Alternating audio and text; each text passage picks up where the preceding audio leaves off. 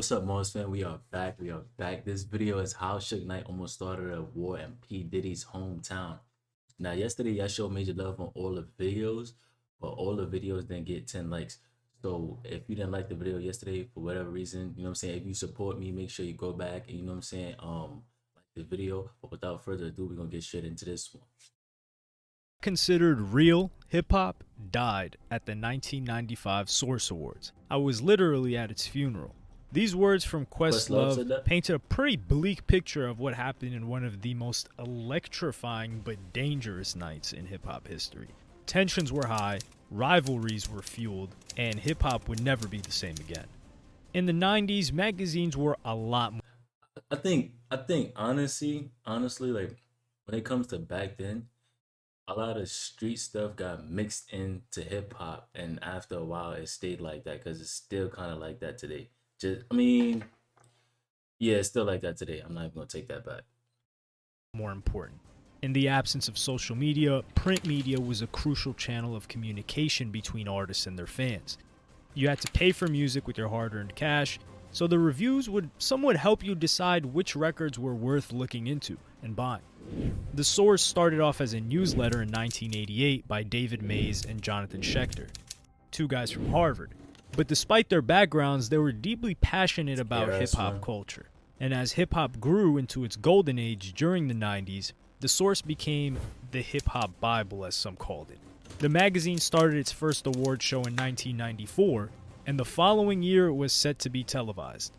Little did they know that, for better or for worse, this would become one of the most important nights in hip-hop history.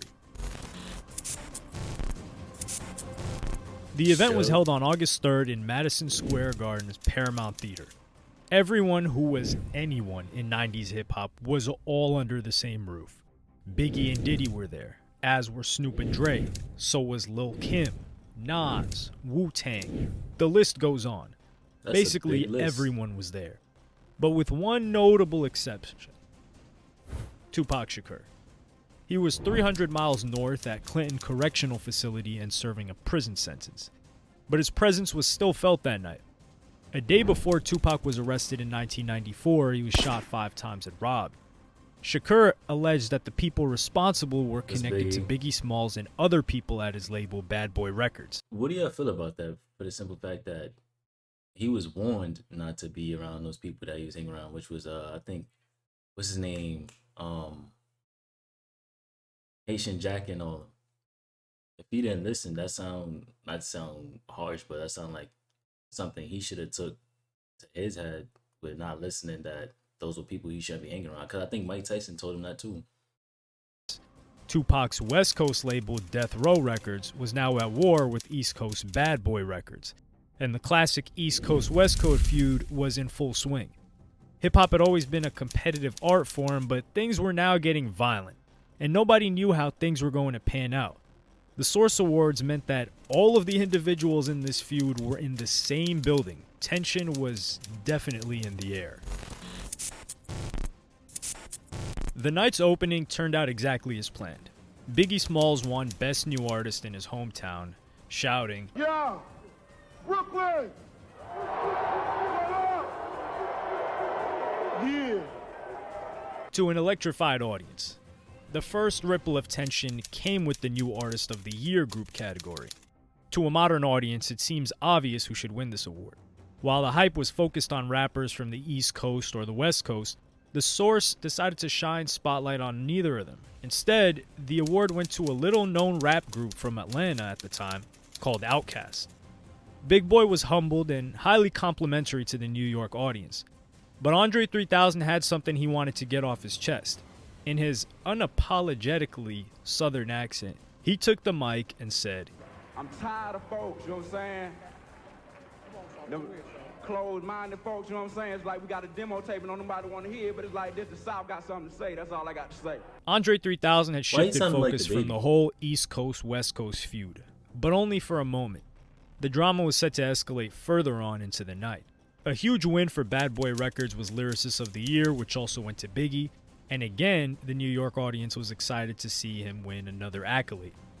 Dr. Dre would be the first person from Death Row to step up onto stage, It was for Video of the Year for the song Natural Born Killers. He also paid tribute to his fellow NWA member Eazy-E, who had passed away from AIDS-induced pneumonia earlier that year.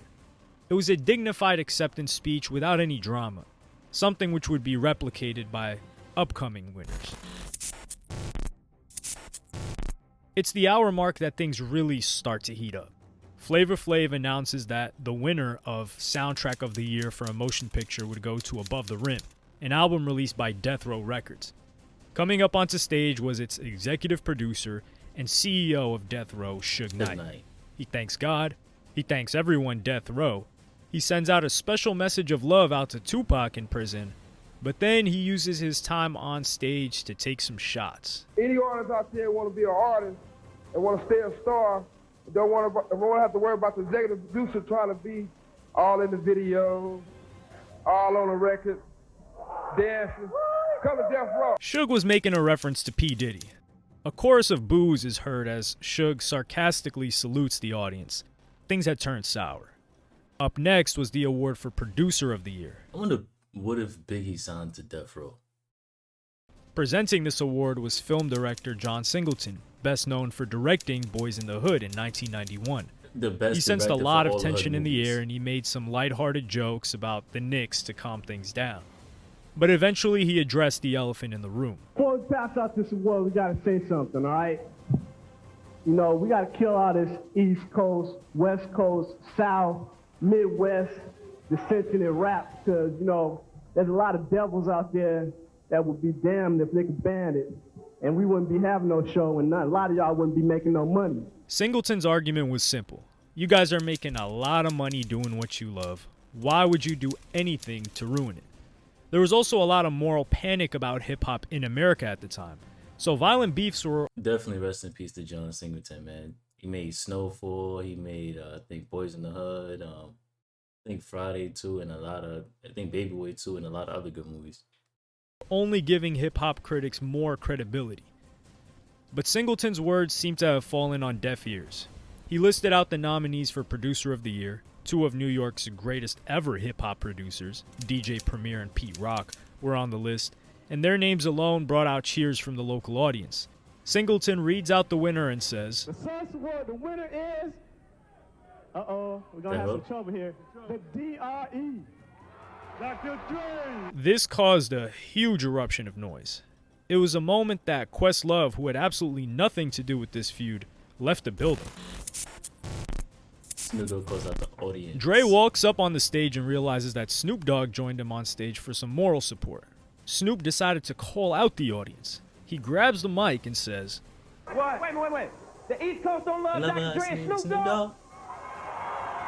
The East Coast ain't got no love for Dr. Dre and Snoop Dogg and Death Row? Yo, why everybody be saying he be lying in his interviews about his relationship with Tupac? Y'all don't love us? Y'all don't love us? Well, let it be known then. We know y'all East Coast. We know we at East Coast and... Snoop had added fuel to the fire, but also had a serious point. The tribalism of the New York audience was so strong that they were booing one of hip-hop's biggest legends. Could you be devoted fans of hip-hop yet have no respect for the work of Dr. Dre, Snoop Dogg, and the West Coast?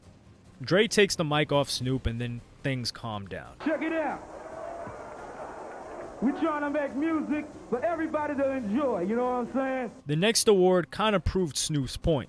A Lifetime Achievement Award was given to the recently deceased Eazy-E, and a short video was produced explaining how Eazy-E was the founder of gangsta rap alongside his other NWA members, including the person they just booed, Dr. Dre. You could argue that Biggie would not be the huge success he was at that night without NWA laying the groundwork for gangsta rap. Eazy-E's former group, Bone Thugs and Harmony, then performed a song. What y'all think about that? What's your opinion on that? Do you think Biggie wouldn't have been what he was if it wasn't for like people like Eazy and other people like that? I don't know. Song in his honor. But just after, someone else was asked upon the stage. Presenting the next award was who do y'all feel like laid the foundation for gangsta rap? Sean Diddy Combs, the very person Suge Knight had just mocked in front of Madison Square Garden. Diddy had dancing, 3 options here. all in the video. He could add fuel to the fire and diss Suge back. He could say absolutely nothing at all. Or he could address the issues but also be the bigger person. Thankfully, he chose the third. Diddy said, I'm the executive producer that a comment was made about a little bit earlier. But check this out. Contrary to what other people may feel, I would like to say that I'm very proud of Dr. Dre, of Death Row, and Suge Knight for their accomplishments. You know what I'm saying? I'm a positive black man, and I make music to bring us together, not to separate us. And all this East and West that need to stop. He also said one love and sent out an olive branch. He then told the crowd to, so give it up for everybody from the East and the West that won tonight. The next award was for Best Solo Artist, and this That's award was respect. given to Snoop Dogg. Snoop had to walk up on stage once again, but his words were more measured now. He hugs Diddy and gets on the mic. Oh, we doing it like players now. That's right. Now that we done And made this it is East what Coast, makes West me upset. This what makes me upset because this could have been all avoided. Look what they just did. They brought out they hugged. You know what I'm saying? So it's like for all that to result in Biggie and Pac dying, that's something that could have been prevented. If y'all was able to hug on stage and Diddy was able to say something that's straight away from being negative, y'all was able to come on stage and hug each other. It's like, why not just kill the whole thing? I heard they was supposed to, but never got to. Coast thing, officially one love. I want to thank everybody out here. Snoop had accepted the olive branch. The next award winners were also keen to calm things down. Despite having nothing to do with the feud, from the East Coast, RZA from the Wu-Tang Clan sent a message of peace, as did Craig Mack, who also hailed from the East Coast. Get flavor, Album of the year yeah. went to Notorious B.I.G. The whole audience was bated breath waiting to see what was going to happen. Was Biggie going to heat things up or cool things down? To the relief of many people in the building that night, What he said, because I never he just seen gave that a part. standard awards acceptance speech. He paid tribute to his family members and said, We did it, Brooklyn, we did it! it was later revealed that Diddy was the one that had told Biggie not to say anything inflammatory. Like many award shows, there was an after party. Things moved on to the Tunnel nightclub close by. This bar was Diddy's stomping ground, and he was ordering buckets of champagne. But standing across from the other side of the room was Suge Knight. Diddy confronted Suge and asked him if he was referring to him during his speech. Suge's response was, "Nah, I was talking about Jermaine Dupri." Again, Diddy was faced with a number of options, but again, he chose the most sensible one. He put his ego aside and let Suge think that he believed him. In reality, he didn't. This after party knew it was was up. revealed by Diddy in the Drink Champs podcast. He was then asked if his move would have altered hip-hop history. His response was that things would have been much, much worse if he decided to Move off escalate. emotion. Questlove's damning words about the event would ring true much later on.